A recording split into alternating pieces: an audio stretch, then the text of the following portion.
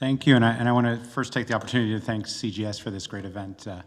Particularly being relatively new to CRG, it's been a great opportunity to meet a lot of people I've only known through email or phone calls or just by reputation. So I really appreciate this great event and bringing us all together. As Judy said, I spoke on a couple of panels already today, so I haven't had too much time to sort of sit back and reflect. So I thought I'd talk a little bit about my observations of what I saw today, a little more train of thought, and then talk a little bit also, as Sheila Jesinoff said earlier, about what I didn't hear. With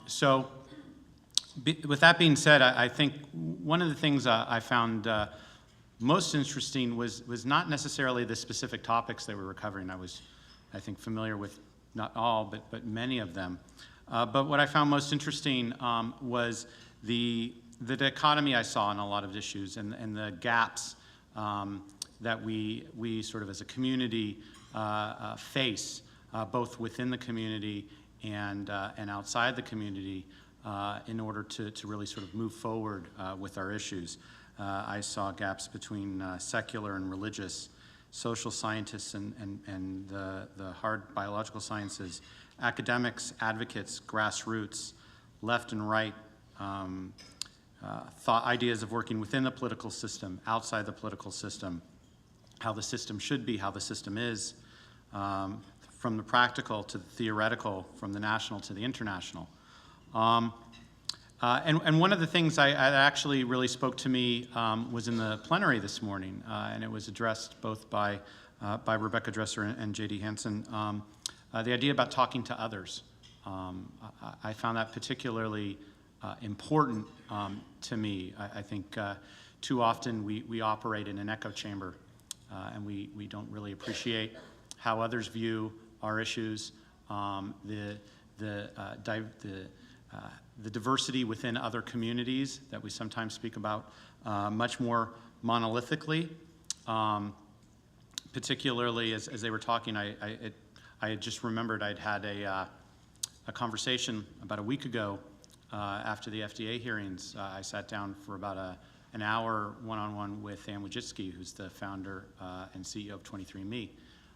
And speaking with her, having oftentimes spoken, when you think of commercial entities, having spoken with entities like the Chamber of Commerce, National Association of Manufacturers, and some of these other sort of more traditional commercial entities, they were very different in the way they spoke about things, in the way and in their belief systems. And I think we really need to move outside of our comfort zones and talk to a lot of different communities, not just commercial, but right of center as well, and to really understand their perspectives.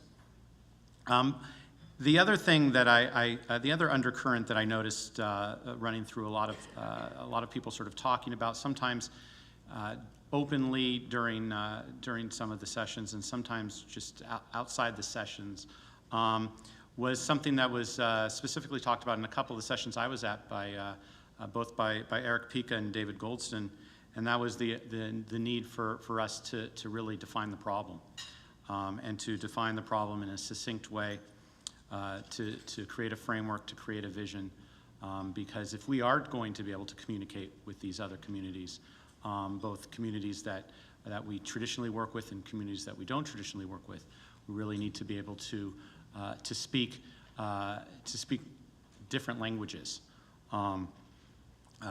Oftentimes I heard terms during a lot of conversations, and I do a lot of work with policymakers and legislators, and there was oftentimes a language being used that I failed to see resonating with sort of the political decision makers and policy makers, and so I found that I think language is important. I think particularly in the way we are able to communicate with these other groups. So I found that particularly interesting. What I didn't hear was something that's been on my mind more recently, and it was particularly called to attention, and I thank Karen Maschke for bringing one of these to my attention earlier. But two articles that appeared just today in the Genome Web Daily News. The first one was psychological study finds a link between a gene variant and how people respond to others drinking. The second, Florida County approves a $28 million loan for personalized medicine campus. I don't think it's any mistake that we see articles like that appearing in the same issue, Genome Web Daily. We've been talking about the community as a community about different groups that we are trying to affect: the biotechnology industry, the political establishment, researchers, journals, the public. Well, they're all focused on personalized medicine. And I haven't really seen us as a community even really talking about personalized medicine, perhaps a little bit about direct-to-consumer genetics. Luckily, I'm a reflector, so I don't have to find an answer to anything here. But I do find it interesting, if we're really going to affect a discussion on biotechnology in the human future, how we're going to do that when all these different classes are coming together in a web talking about personalized medicine, and we're not. Because I think that right now there's been obviously a lot of conversations in the 10th anniversary of the mapping of the human genome of exactly what promise we've had as a result in those 10 years. And of course, many have made fun of Dr. Collins' statements to the effect that, well, we don't have personalized medicine now, as was promised in 2000, but it may take 5 years, it may take 10 years, or it may take as long as it takes. And the idea of personalized medicine is a really interesting one, but it's still very much a hypothesis. It's to many degrees. But the way we talk about it, at least not we, but I mean the way the establishment talks about it, is as fact. And I think many of the issues that we work on tangentially either are resulting from this coming together of all these political groupings around personalized medicine, or if they aren't happening as a result of it, they are being pushed out of the discussion as a result of it.